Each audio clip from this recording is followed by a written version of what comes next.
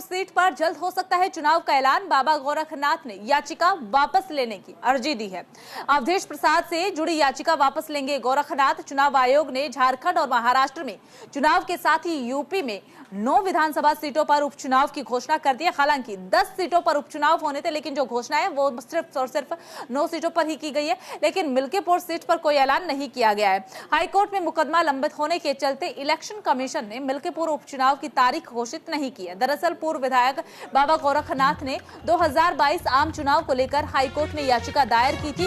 ये याचिका 2022 विधानसभा चुनाव में हारने के बाद गोरखनाथ बाबा ने समाजवादी पार्टी के अवधेश प्रसाद की चुनाव जीतने को लेकर के दायर की थी, जो कोर्ट में लंबित है। हालांकि अब बाबा गोरखनाथ याचिका वापस ले रही है। इसको लेकर उनसे न्यूज इंडिया के संवाददाता नीरज मिश्रा ने बातचीत भी की है। सुनवाएंगे क्या कुछ कहा गया है।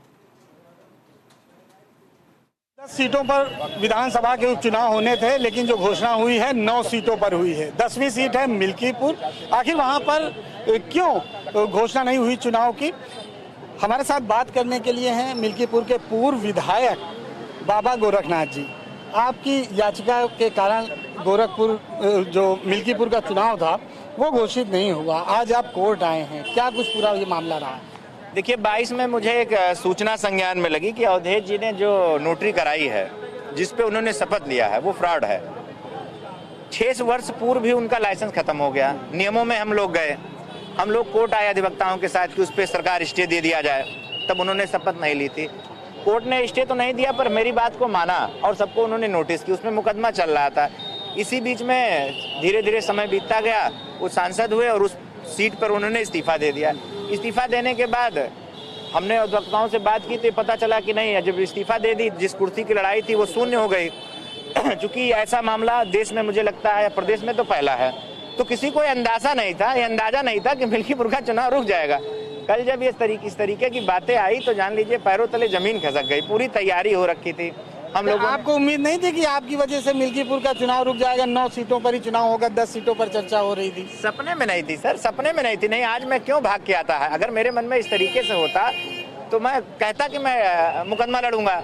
भाई, उद्देश्य तो था वहाँ से फ्रेश चुनाव कराना। मेरा भी उद्देश्य यही था। चुनाव की तैयारी हो चुकी है, अब एक बार फिर से आपका मुकाबला अवधेश प्रसाद जी से हो सकता है। बिल्कुल बिल्कुल। अवधेश जी अगर किसी से डरते हैं तो मुझसे डरते हैं, क्योंकि हमारा उनका 3 मुकाबला हुआ है। पहला मुकाबला जब वो कैबिनेट मंत्री थे तो 15 में अपने छोटे बेटे को लड़ाए थे, मैंने अपनी बहन को लड़ाया था। 3416 वोटों से हार गए थे। वो खुद कैबिनेट मंत्री थे, मुझसे लड़े थे तो तकरीबन 29,000 वोटों से हारे थे। जब ये फैसला आया कि आपकी वजह से, जो आपकी पिटीशन थी उसकी वजह से ये चुनाव घोषित नहीं हुआ मिल्कीपुर का, और सबकी नज़र मिल्कीपुर पर ही लगी थी इस समय, जो 10 सीटों पे था सबसे ज़्यादा हॉट सीट मिल्कीपुर मानी जा रही थी अयोध्या की वजह से, तो आपको क्या किसी ने बात की दिल्ली से लेके यहाँ तक कि भाई अपनी पिटीशन वापस लीजिए, जाइए जल्दी? नहीं, संगठन में मेरी बात हुई, सब चौके, मैं ही नहीं चौका, सब लोग चौके कि ये क्या हो गया, क्योंकि किसी को अंदाजा नहीं था।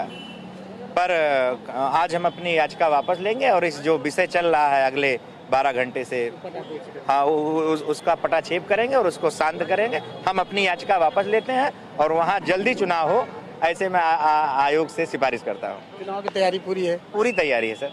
ठीक है, तो ये थे हमारे साथ मिल्कीपुर के पूर्व विधायक बाबा गोरखनाथ जी, जिनके कारण जो मिल्कीपुर का विधानसभा का उपचुनाव होना